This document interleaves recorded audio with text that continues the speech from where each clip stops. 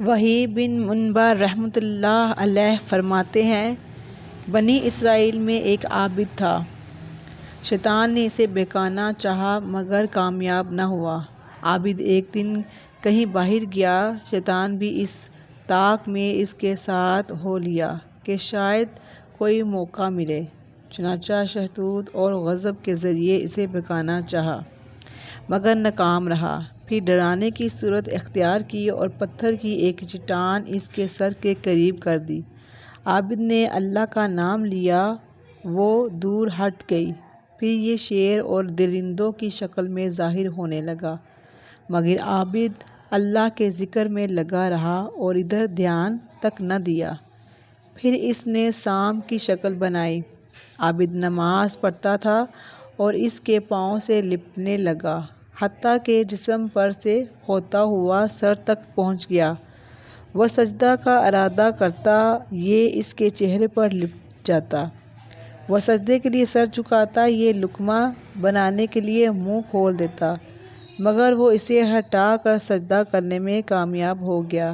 نماز سے فارغ ہوا تو شیطان کہنے لگا، یہ سب حرکتیں تیرے ساتھ میں نے کی، مگر میں کسی بھی حرکت میں کامیاب نہ ہو سکا۔ اب تو میرا ارادہ یہ ہے کہ تیرے ساتھ دوستی کر لوں اور آج کے بعد تجھے بہکانے کا خیال تک بھی دل میں نہ لاؤں۔ عابد نے کہا، ہرگز نہیں، اللہ تعالیٰ کا شکر ہے کہ نہ تو پہلے تیرے ڈرانے سے مجھے کوئی خوف ہوا اور نہ ہی آج تیری دوستی کی مجھے حاجت ہے۔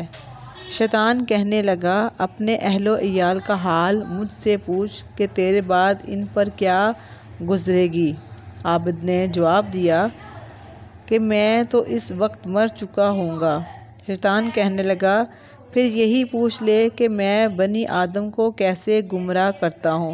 عابد نے کہا، ہاں یہ بتا دے کہ انہیں گمراہ کرنے میں تو کیسے کامیاب ہوتا ہے۔ کہنے لگا، 3 چیزوں سے، بخل سے، غصے سے اور مدہوشی سے۔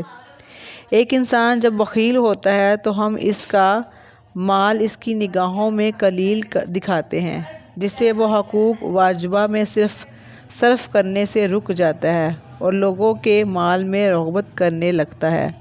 اور جب کوئی آدمی غصے کا مریض ہو تو اسے اپنی جماعت میں یوں گھماتے اور چکر دیتے ہیں جیسے بچے کھیل کے دوران گیند کو ادھر ادھر پھینکتے اور گھماتے ہیں۔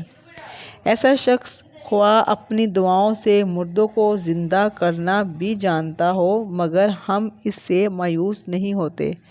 وہ جو چاہے بنا لے، ہم ایک ہی کلمہ سے اسے بگاڑ دیں گے۔ اور جب کوئی شخص مدہوش ہوتا ہے تو ہم اسے ہر برائی کی طرف پکڑ کر یوں لے جاتے ہیں جیسے کوئی بکری کے کان کو پکڑ کر لے جا رہا ہو۔ اس گفتگو میں شیطان نے بات یہ بتائی کہ غضبناک آدمی شیطان کے ہاتھوں میں یوں ہوتا ہے جیسے گیند بچوں کے ہاتھ میں۔ لہٰذا غصے والے شخص کو چاہیے کہ صبر و تحمل سے کام لے تاکہ شیطان کے ہاتھوں اسیر نہ ہو اور وہ اس کے اعمال کو ضائع کر رکھ دے۔